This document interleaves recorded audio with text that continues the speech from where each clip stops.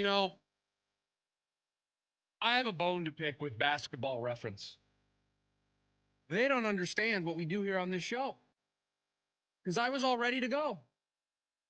I opened up my tablet here and it's already bookmarked. It's already there because we do it every day. I was ready to give you the playoff probability report for the Phoenix Suns. And there's just a little banner at the top that says the NBA data updates for January 30th, 2024 are delayed. Do they not understand how important that is to the show here? I have to know where these playoff odds went to. They were 10.3 going into last night's contest. The Suns lost. The Timberwolves won. Other teams won in the Western Conference. So there's going to be an update here. Now, I can't provide to you that update. It's disappointing, really. So I will give you the playoff probability report for the Phoenix Suns the moment it is updated. I will just constantly refresh this page until that happens. In the meantime, let's dive back into last night's 121-113 loss to the Minnesota Timberwolves, and I'll read you some numbers. 33, 28, 17, 11, 7, 5, 5, 4, 3. No, I'm not reading numbers to you like they are the numbers that they needed to input into the hatch in Lost. No, those numbers are the scoring output from the Phoenix Suns last night. Kevin Durant with 33, Devin Booker with 28, Bradley Beal with 17 off the bench, Grayson Allen with 11 off the bench, Nick Richards with 7, Tyus Jones and Ryan Dunn with 5, Royce O'Neal with 4, and Mason Plumlee with 3. And so that leads me to this question. Do the Phoenix Suns have a scoring problem? Who's the third guy that you trust to provide the scoring right now? You know what you're going to get from Kevin Durant. You know what you're going to get from Devin Booker. Even if Devin Booker is having an uncharacteristic season for him, even if he's having statistically one of the worst years he's had, even that, you basically know what you're getting night in and night out from Devin Booker. You know, even at 36 years old, what you can realistically expect from Kevin Durant. Those guys are going to combine and they're going to be in the 50-60 mark bare minimum. That's the floor for those two guys. Last night combined for 61 of the Suns' points. You know what the floor is for those two guys. Who's the third guy that you trust? Because look around the NBA. Just look at the opposing team from last night's game. I, at one point, was looking around because the Suns finally got a fourth person into double digits when Grayson Allen got to 11 points. But there was at one point during the game in the second half where the Suns only had 3 guys in double figures. And I was like, I got to see what the rest of the league looks like. And I'm clicking around and I'm looking at box scores and, oh, this team's got 5 guys in double figures. This team's got 7 guys in double figures. This team has all 5 starters. Just every team had at least 4. Most had 5. And I thought, man, if the Suns can't get 3 guys to double figures regularly, they can't get 4 guys to double figures regularly, what are we even doing here? The Timberwolves had 4 guys in double figures last night. Anthony Edwards led the way with 33. Julius Randle with 28. Nickeil Alexander-Walker with 23 off the bench. And Jaden McDaniels with 14. They had 4 guys in double figures, matching the Suns and their 4. But who's the third guy that you trust? Because when you build a team the way the Suns have built this team, big 3, and we can nonchalantly say, oh, it's not really a big 3 anymore. It's just Durant and Booker. They're going to lead the way. You can say that. They're not built that way. If they were built that way, you could say that because there would be multiple role players that could come off the bench and give you the scoring. They're not built that way. They're built with 3 guys have to do the heavy lifting. And so if you're going to tell me one of those guys, we're not even going to consider him as part of the big 3 anymore, it's a big 2, you don't have the team that reflects that. You don't have the roster, the depth, the scoring, the role players that reflects that. So you can't say that. So who is the third guy that you trust? Is it Bradley Beal? I don't want to pile on the guy. He's been a model citizen. He has not been a problem. He has taken to his bench role and hasn't thrown a fit. He hasn't caused any problems. But you and I have watched these games. You've seen it. There are times where he can come off the bench and he can be Bradley Beal. He can be the third member of a big 3. And then there are nights where he plays 25 minutes, he plays 30 minutes, and he only gives you 9 points. The Suns aren't going to win a lot of basketball games against teams like the Minnesota Timberwolves if that's the output they're going to get. So is Bradley Beal the guy that you trust?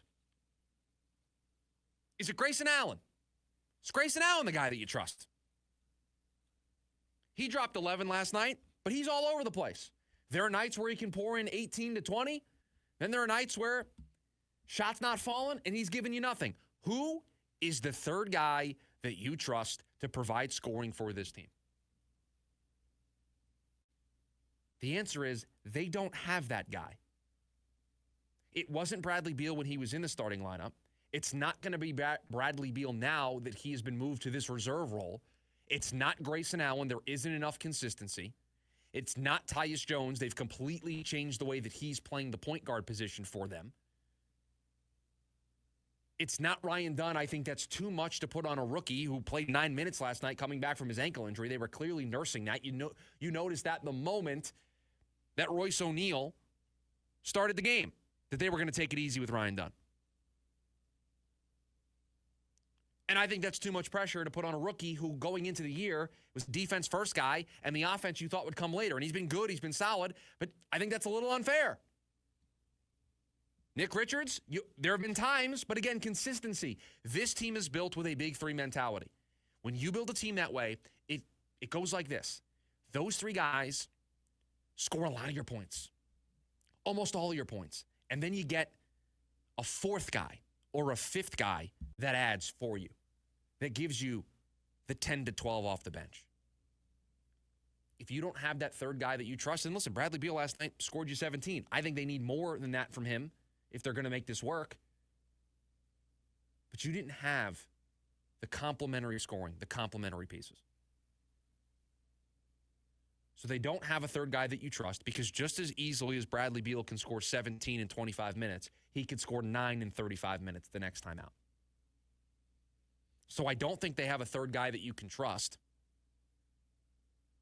They certainly need to have that guy that they can trust because of the way that they are built. Again, if they were not built this way, if they were built like a dynamic duo, they would have more cap space, they would have more roster flexibility, and then you would have a bunch of guys that could come off the bench and score you 15 points a night.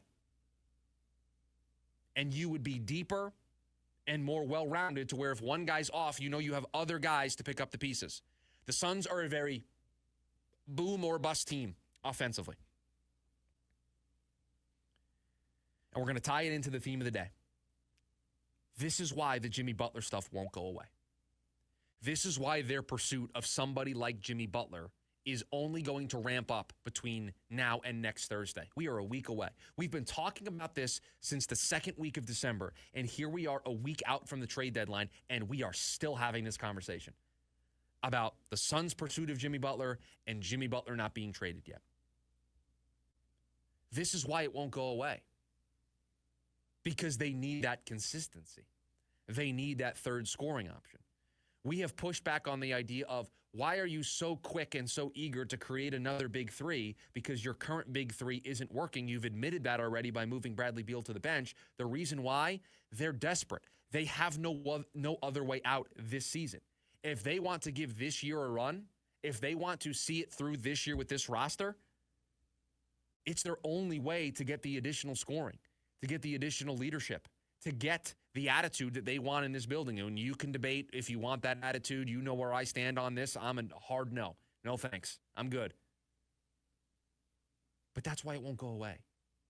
That's why every 5 seconds we're all refreshing Twitter or Reddit or Instagram or wherever you get your news nowadays to see what the latest is with Jimmy Butler. It's why when De'Aaron Fox's name comes up in trade rumors, it somehow gets linked to, could the Suns piggyback off of this and now get the Jimmy Butler deal involved? It is the straw that stirs the drink for this offseason, or for this trade deadline, I should say. The Suns don't have the third guy that you can trust. You would like it to be Bradley Beal. You'd like it to be somebody like a Grayson Allen. But it's just not. There isn't that consistency. I don't have a run of success of this working.